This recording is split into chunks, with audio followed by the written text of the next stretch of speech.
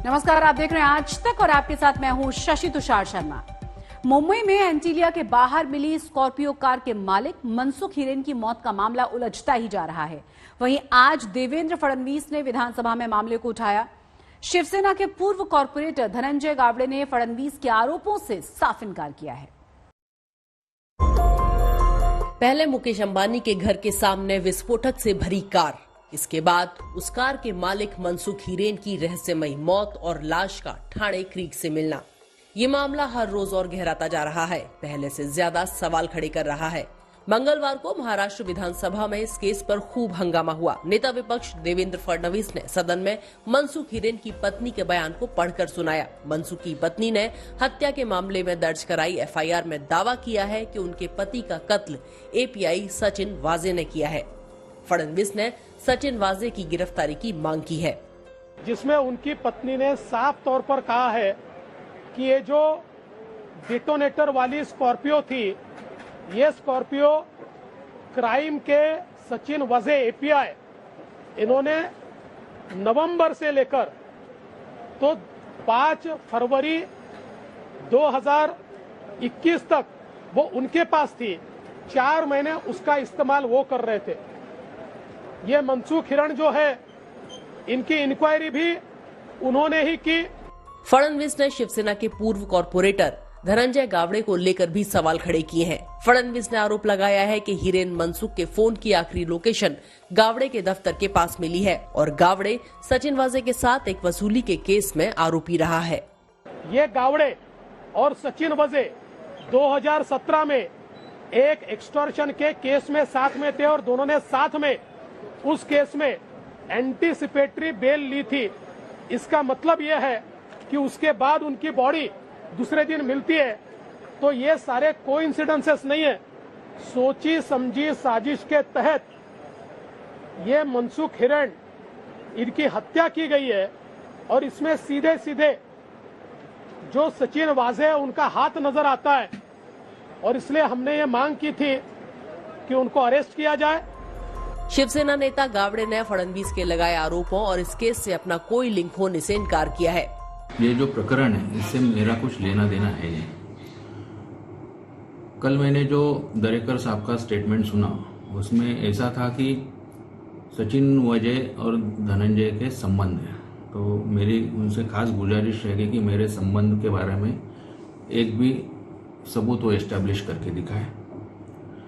दूसरी बात, मनसुख हिरेन, इससे ना मेरा कभी पहचान थी, ना लेना देना है था और ना कभी है।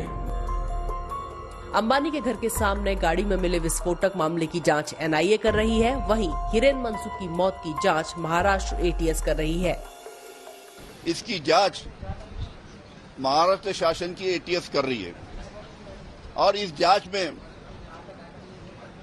में जो भी चीजें आगे आएंगी, उसके तहत जो कोई भी दोषी होगा उसके ऊपर सख्ती से कार्रवाई होगी। विधानसभा में आज एक एपीआई है हमारे महाराष्ट्र पुलिस की, उनका नाम ही लिया गया। ऐसा है कि जब एटीएस इसकी जांच कर रही है, पूरे सत्य को खंगालने की कोशिश कर रही है, ऐसे वक्त में जो भी कोई सचिन वाजे रहो और कोई रहो या उसके ऊपर का कितना भी बड़ा अधिकारी हो, जो भी कोई दोषी इसमें होगा उसके ऊपर कड़क कार्रवाई एटीएस द्वारा होगी। इस बीच इस केस से जुड़े कई ऐसे सवाल हैं जो काफी शंका पैदा करते हैं। जैसे सवाल नंबर 1, हिरेन मनसुख की गाड़ी 17 फरवरी को इस कदर खराब हो गई थी कि वो चल नहीं सकती थी, मनसुख को कैब करनी पड़ी थी। तो फिर सवाल ये है कि क्या चोर गाड़ी चुराने मैकेनिक के साथ आया था या क्रेन लेकर आया था या फिर चोर खुद ही मैकेनिक था। सवाल नंबर 2, मान भी लीजिए कि गाड़ी चोरी हो गई, तो फिर 17 फरवरी की रात से लेकर 25 फरवरी तक ये स्कॉर्पियो कार कहाँ खड़ी थी, क्योंकि 25 फरवरी को ही इस गाड़ी में विस्फोटक रखकर उसे एंटीलिया के बाहर पार्क किया गया था। सवाल नंबर 3, वो सफेद इनोवा कहाँ गायब हो गई जो इस स्कॉर्पियो के साथ एंटीलिया के बाहर गई थी। स्कॉर्पियो में बैठा ड्राइवर उस इनोवा में बैठकर इनोवा समेत कहाँ गुम हो गया। सवाल नंबर 4, क्या ठाणे से एंटीलिया तक पहुंचने की इस कहानी का सिरा मनसुख से जाकर मिलता था या मनसुख को इस साजिश की सच्चाई का पता चल गया था। सवाल नंबर 5, क्या साजिश में शामिल शख्स मनसुख का कोई जानने वाला था या मनसुख को अंधेरे में रखकर उस शख्स ने ये सारी प्लानिंग की थी और फिर सच सामने आने के डर से उसने मनसुख को खामोश कर दिया? एक चीज साफ है कि अगर मनसुख का सचमुच कत्ल हुआ है तो फिर उस कत्ल के तार सीधे एंटीलिया के बाहर खड़ी उस स्कॉर्पियो कार से जुड़ते हैं। यानी अगर मनसुख का कातिल हाथ आ जाए तो एंटीलिया की साजिश पूरी तरह बेनकाब हो जाएगी। इस मुद्दे को लेकर सियासत तेज हो गई है, वहीं दूसरी तरफ कुछ अनसुलझे सवाल भी है। कैमरामैन वैभव कानूरकर के साथ कमलेश सुतार, मुंबई, आज तक। आज तक के पास उस एफआईआर की कॉपी है जिसमें हिरेन मनसुख की पत्नी ने पुलिस अधिकारी सचिन वाजे पर बेहद संगीन आरोप लगाए हैं।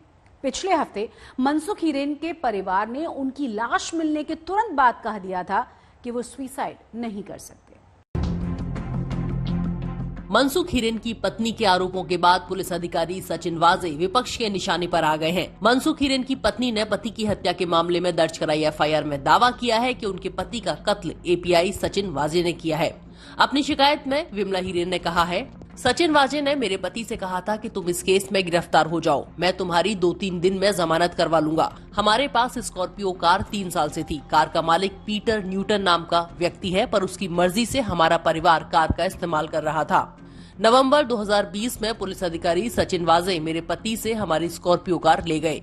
2 फरवरी को अपने ड्राइवर के माध्यम से वाजे ने कार लौटाई। मेरे पति ने कार को नियमित रूप से इस्तेमाल करना शुरू कर दिया था, पर उसमें तकनीकी दिक्कतें आ रही थीं। 17 फरवरी को मनसुख हिरेन ने स्कॉर्पियो कार खराब होने के बाद विक्रोली में ही छोड़ दी थी। अगले दिन वो कार लेने पहुंचे तो कार गुम हो चुकी थी। यही कार बाद में अंबानी के घर के बाहर विस्फोटक से भरी मिली। विमला हिरेन के आरोपों पर सचिन वाजे ने कहा कि कार रखना कोई आरोप नहीं है। आप मनसुख हिरेन जी को पहले से जानते थे? मनसुख को आप पहले से जानते थे? आरोप बताइए। अगर आपको जानता हूँ सर, आपने आरोप क्या है? एफआईआर अभी तक मैंने पढ़ी नहीं है, तो मैं पढ़ लूंगा और उसको जवाब दे दूंगा। मैं क्या ना बोल रहा हूँ। एक तरफ जहां विपक्ष सचिन वाजे की गिरफ्तारी के लिए सदन में हंगामा कर रहा था, दादरा नगर हवेली के सांसद मोहन डालेकर की कथित सुसाइड का मसला भी सदन में खूब उछला। डालेकर का परिवार आज गृह मंत्री अनिल देशमुख से मिला था। मैं यही कहना चाहता हूँ, एसआईटी को सौंपा गया है। हमें विश्वास है ये बहुत बड़ी चीज है कि ये मामले में महाराष्ट्र गवर्नमेंट ने ये कदम लिया है। हमें पूरा विश्वास है कि हमें यहाँ से न्याय मिलेगा और यहाँ से, और हमें विश्वास भी है कि जल्द से जल्द इसमें इन्वेस्टिगेशन भी हो और इसका परिणाम जल्द से जल्द। महाराष्ट्र सरकार ने ऐलान किया है कि डालेकर के कथित सुसाइड केस की जांच एसआईटी करेगी। पिछले महीने 7 बार सांसद रहे मोहन डालेकर ने मरीन ड्राइव स्थित एक होटल में सुसाइड की थी। कमलेश सुतार के साथ विद्या, मुंबई, आज तक। आज हम आपको एक ऐसी महिला के बारे में बताएंगे जो एक साधारण सी टीचर हैं, लेकिन अपने दम पर 40 बच्चों को पाल पोस कर बड़ा कर रही हैं। ये वो बच्चे हैं जिनके किसान पिताओं ने कर्ज के चलते सुसाइड कर ली थी।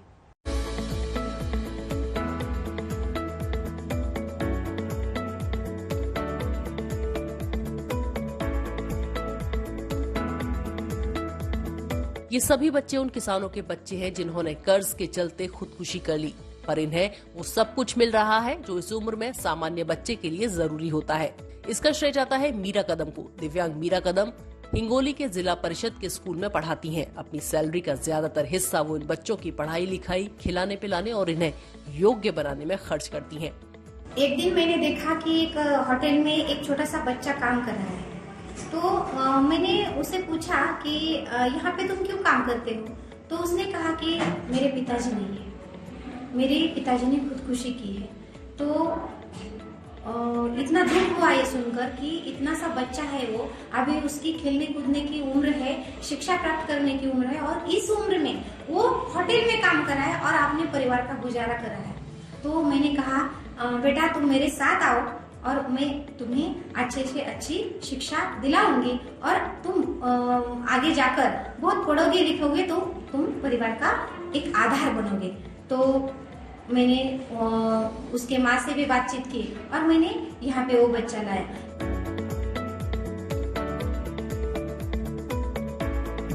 ये सभी बच्चे हिंगोली जिले के ही हैं। मीरा कदम ने किराए पर एक बड़ी जगह ले रखी है। यहाँ वो अपने परिवार के साथ रहती हैं। इन बच्चों की देखभाल के लिए 2 केयरटेकर रखे हैं। सभी बच्चे स्कूल जाते हैं। हॉस्टल में मीरा बच्चों को स्कूल के बाद पढ़ाती हैं और यहाँ रहने वाले बड़े बच्चे अपने से छोटे बच्चों को भी पढ़ाते हैं। ऐसे कितने बच्चे हैं जो अपने सपनों को दबा कर रख रहे हैं?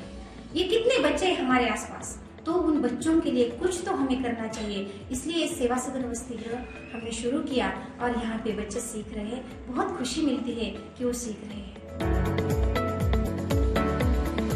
मीरा के मिशन में उन्हें स्थानीय लोग भी अपने अपने स्तर से सहयोग देते हैं। मीरा का परिवार भी उनका पूरा साथ देता है। मीरा के पति धनराज कदम किसान है।